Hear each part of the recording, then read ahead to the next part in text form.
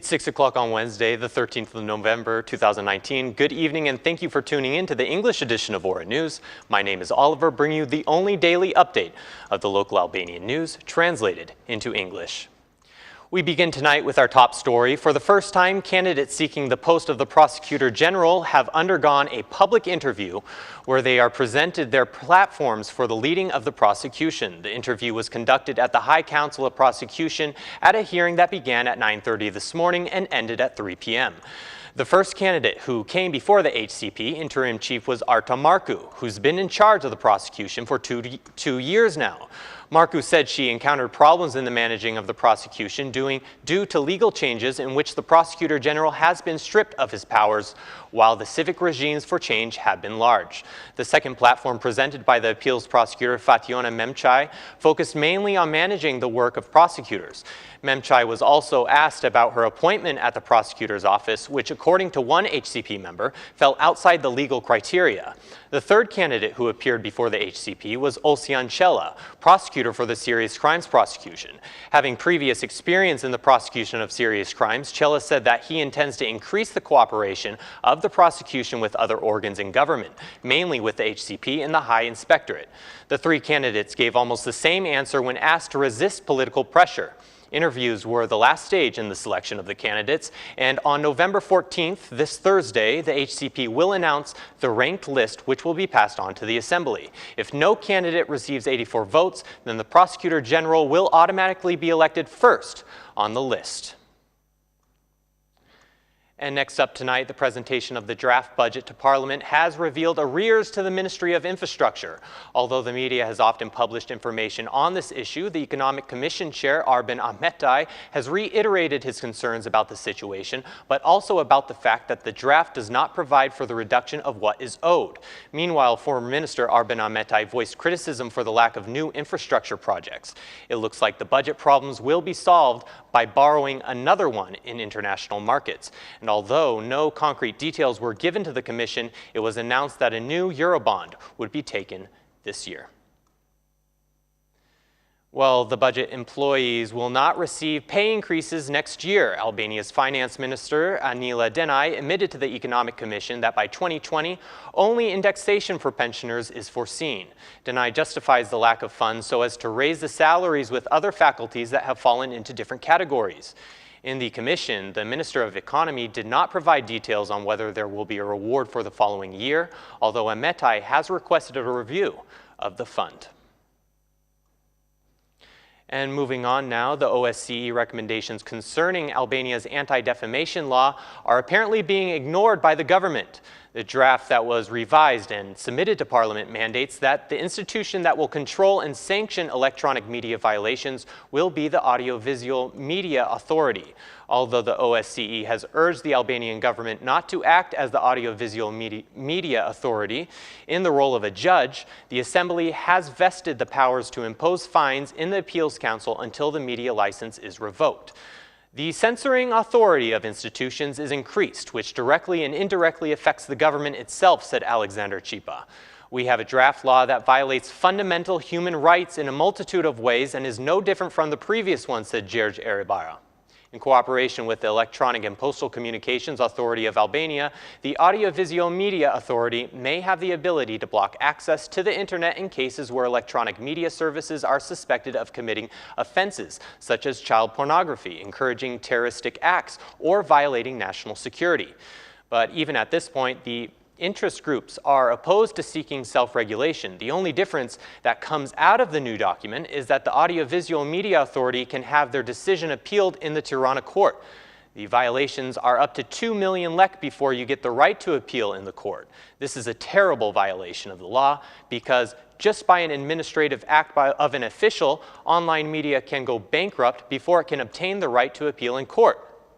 If the electronic media outlets do not comply with the decision of the Albanian Media Authority, they will be fined anywhere from 40,000 to 800,000 lek. Repeating a violation of more than 3 times during the year is punishable by an increase of up to 50% of the amount of the fine. In the event of repetitive violations of more than 5 times in a year, the entity shall not receive fiscal or any other benefits for a period lasting 3 years. Well, despite France's skeptical stance in October, the Albanian president Ilir Meta, in an interview with Radio France, says he is confident that officials in Paris will continue to support Albania's path to EU integration. But Ilir Meta hasn't forgotten that stability in the Western Balkans is in the interest of the whole European family, and has reminded European partners of what happened in World War I, stating, "Albania is determined to be a factor of cooperation and stability in the Balkans. It is in the interest of the region and in Europe as a whole. We trust our European partners, especially France and Germany. In order to have a secure and developed Europe, the Balkans must also have stability and peace. History has always proven this. We all know how the First World War began in the Balkans." The President of the Republic declared this Wednesday that he has trust in France, stating that the Western European country supports and encourages Albania's path towards European Union, stating France and Germany have been the main pillars of the EU since its creation. These two countries have taken on great responsibilities and are now laying the foundations for a European future despite facing so many challenges. This is not the first time France has called on countries aspiring to become EU members to be more efficient and sustainable in completing their reforms.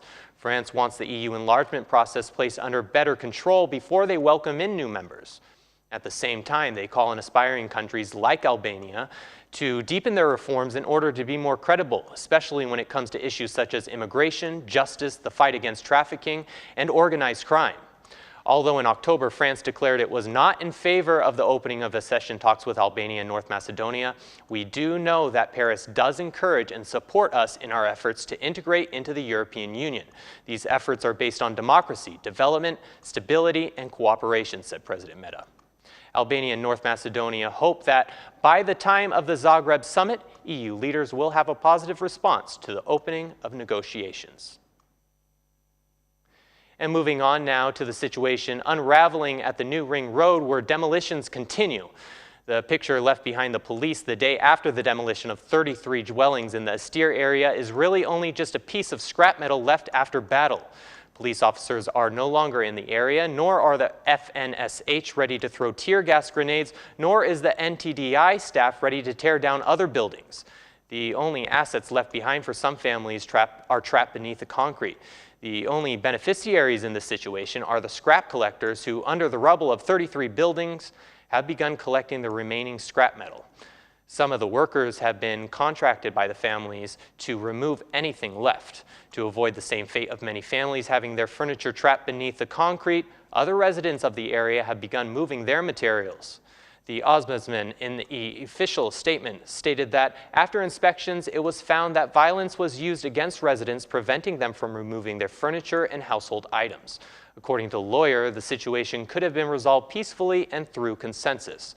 According to official data, working will still continue with more demolitions, while residents whose homes and businesses have stood for more than 20 years will have to leave their neighborhoods and stand by as their dwellings come down.